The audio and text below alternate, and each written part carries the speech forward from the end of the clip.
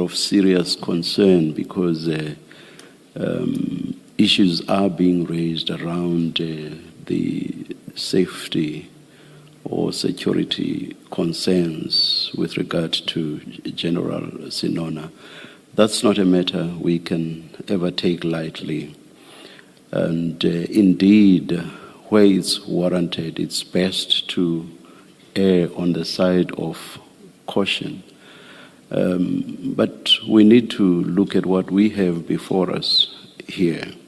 And what we have before us is a WhatsApp text from General Mkhwanazi. This witness, that is General Senona, is therefore not the author. So what he is doing is merely to read that text that comes from General Mkhwanazi. And what is said in that is thus not being said by him. It is something that is being said by General Mkhwanazi. It's information which is 100% from General Mkhwanazi. Therefore, we do not share the concerns as much as issues of the risk or the security of the witnesses before us is a matter that we are quite concerned about. In this instance, we take the view that the general must disclose the name, must read the name as part of the whole text. That is our ruling. Thank you, Chair. Chair, just before that, good morning, General. Good morning, Commissioner. Thank you.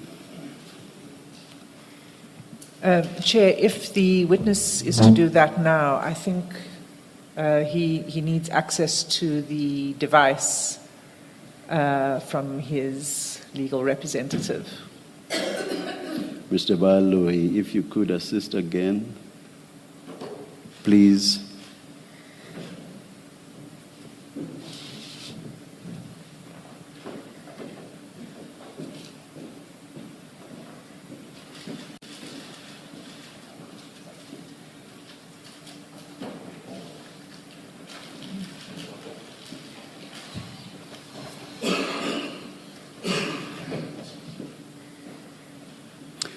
Ms. Hassim, you will direct us where exactly you want the witness to read, or do you want him to again read from the beginning to the end?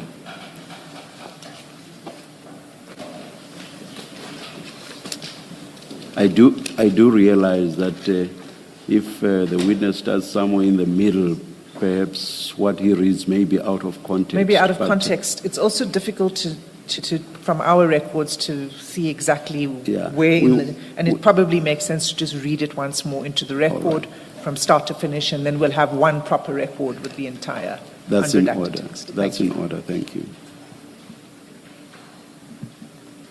General, good morning. Good morning, Advocate. Could you read the WhatsApp exchange that was sent to you, the message, and can you read it from the beginning to the end?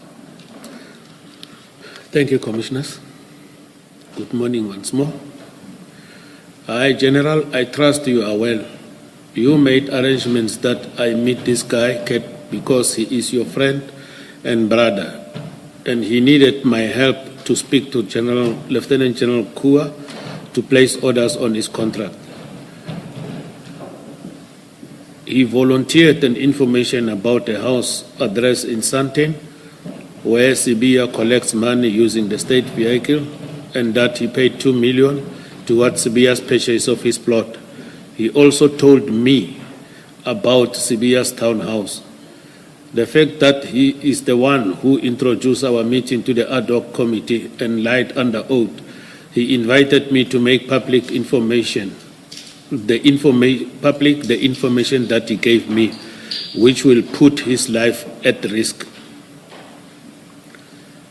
I am still going to that committee, and I hope he doesn't mind me exposing him to both Sibiya and Steve Mutsumi.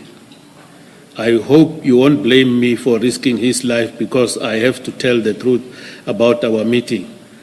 If he thinks he can fool the committee, it's okay, but I will not say much, but to simply play a recording of our meeting verbatim because I have the record.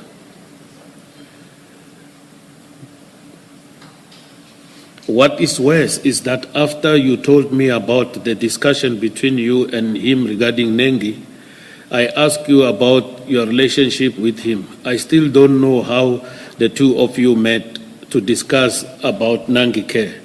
Besides the voice recording, cellular phone triangulation and my vehicle tracker, including access footage, will confirm the date and time of our meeting. And for his own sake, I hope that those timelines are in line with what he said before the committee in relation to his arrest.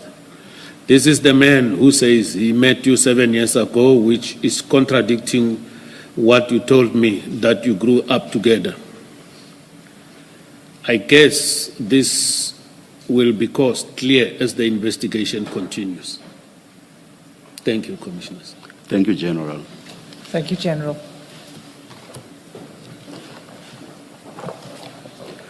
Yesterday we were at a point where the video clip was being discussed, or there were engagements around it.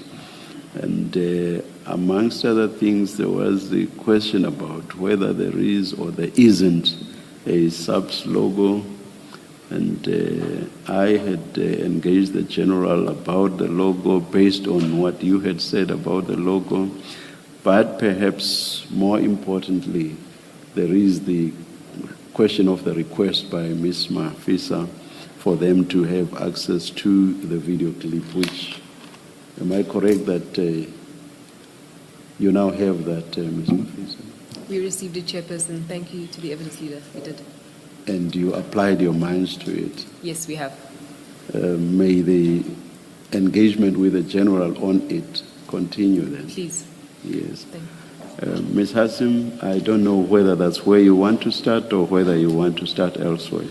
Thank you, Chair. I'm not going to start there. I'm going to start elsewhere. We may circle back to that in later on in the day.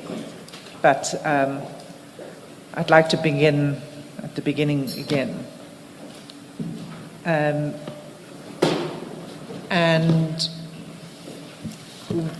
what that beginning is for me is the nature of the relationship between you, Major General, and Mr. Matlala that you were giving evidence about yesterday.